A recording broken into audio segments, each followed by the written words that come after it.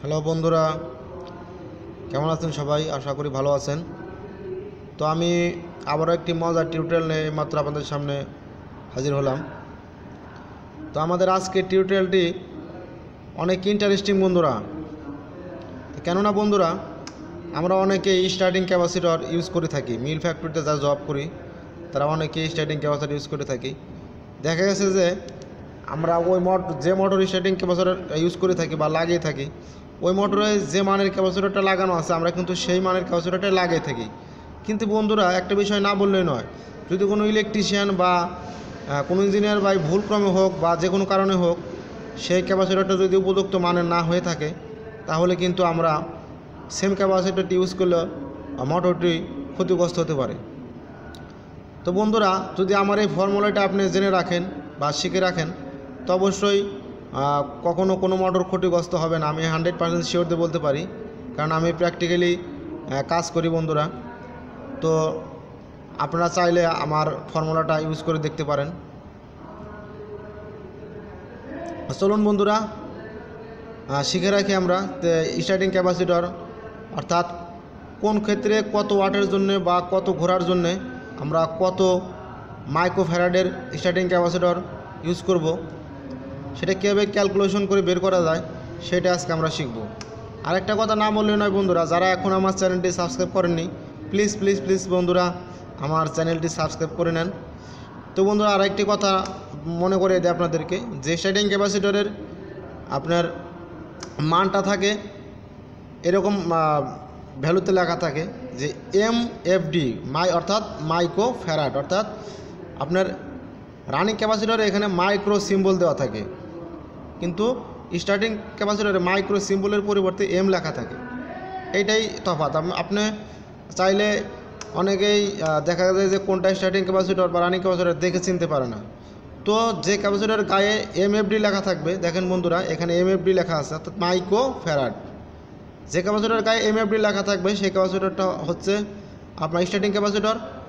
আর যে ক্যাপাসিটরের গায়ে সরাসরি মাইক্রো সিম্বল দেওয়া থাকবে, অর্থাৎ যেটা সরাসরি মাইক্রো সিম্বল দেওয়া থাকবে, সেটা হবে আমাদের রানিং ক্যাপাসিটর। তা আশা করি বন্ধুরা বিষয়টি বুঝতে পেরেছেন। তো চলুন বন্ধুরা, শুরু করা যাক আমাদের আজকের স্টার্টিং ক্যাপাসিটর সাইজের ক্যালকুলেশন। তো দেখেন বন্ধুরা, এখানে আমরা একটা ফর্মুলা লিখেছি যে starting capacitor size is equal 2 × I × 10⁶ by 2πf × V, অর্থাৎ I হলো আমাদের অ্যাম্পিয়ার আর V হলো আমাদের ভোল্টেজ, আর বাদ বাকি যা আছে সব ফর্মুলা।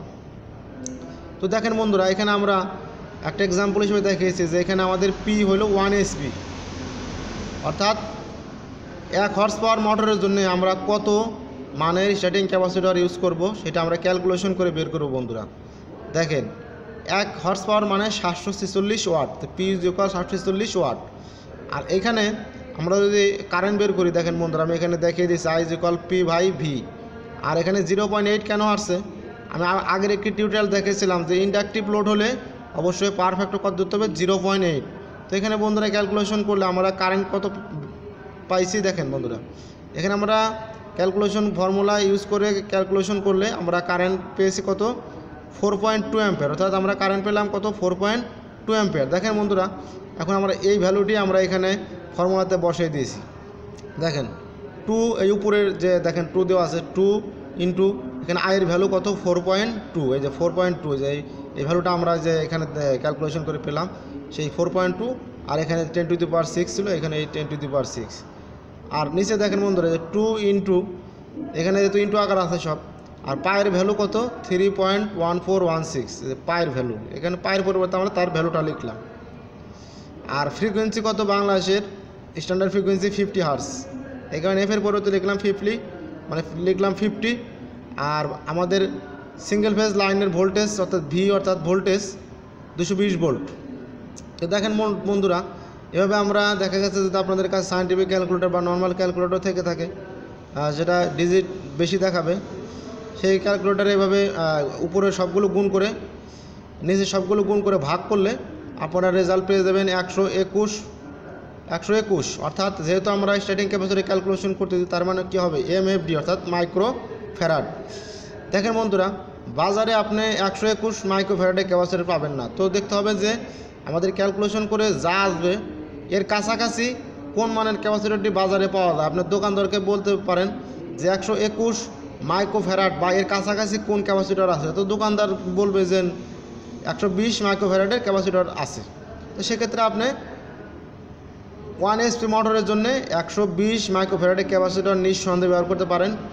এতে আপনার মোটর কোনো প্রকার ক্ষতিগ্রস্ত হবে না বন্ধুরা, আমি 100% শিওর বলতে পারি, কারণ আমি নিজে একজন প্র্যাকটিক্যাল ইঞ্জিনিয়ার। কারণ যে কারণে আমি আমার চ্যানেলের নাম দিয়েছি ট্রিপলি প্র্যাকটিক্যাল সলিউশন। কারণ এখানে আমি যতগুলো ফর্মুলা দেখিয়েছি বা যতগুলো ভিডিও আপলোড করেছি এদের সবগুলোই আমার প্র্যাকটিক্যালি করা আছে। তো বন্ধুরা আপনারা নিঃসন্দেহে আমার এই থিওরি দেখে আপনারা প্র্যাকটিক্যাল কাজ করতে পারেন বা আপনার প্র্যাকটিক্যালে আপনার এই আমি যে ফর্মুলাটি দেখালাম ফর্মুলাকে কাজে লাগাতে পারেন, আপনার বাস্তব জীবনে অবশ্যই কাজে লাগবে। বন্ধুরা সবশেষে একটি কথা না বললেই নয়, আমার এই টিউটোরিয়ালটি দেখে আপনি যদি কিছু শিখে থাকেন বা আপনার বিন্দুমাত্র উপকার হয়ে থাকে তো অবশ্যই আমার চ্যানেলটি সাবস্ক্রাইব করবেন। আর আমি একটি কথা শিওর দিয়ে বলবো যে বন্ধুরা আপনারা অনেকেই এরকম ফর্মুলা এখনও দেখেননি বা কারো কাছে পাননি। তো আমি যেভাবে হোক অনেক কষ্ট করে বা আমি শিখেছিলাম, যখন আমি ভার্সিটিতে পড়েছিলাম তখন আমি বুয়েটের এক স্যারের কাছ থেকে ফর্মুলাটি শিখেছিলাম। তো বন্ধুরা যদি আমার এই টিউটোরিয়ালটি ভালো লেগে থাকে প্লিজ বন্ধুরা রিকোয়েস্ট করব তো আমাকে সাবস্ক্রাইব না করে যাবেন না। ধন্যবাদ সবাইকে, ভালো থাকবেন, সুস্থ থাকবেন, আর অবশ্যই আমার জন্য দোয়া করবেন। আমি জানি পরবর্তীতে আরও ভালো টিউটোরিয়াল আপনাদের সামনে হাজির হতে পারি। ধন্যবাদ বন্ধুরা, আজকে এই পর্যন্তই, ভালো থাকবেন।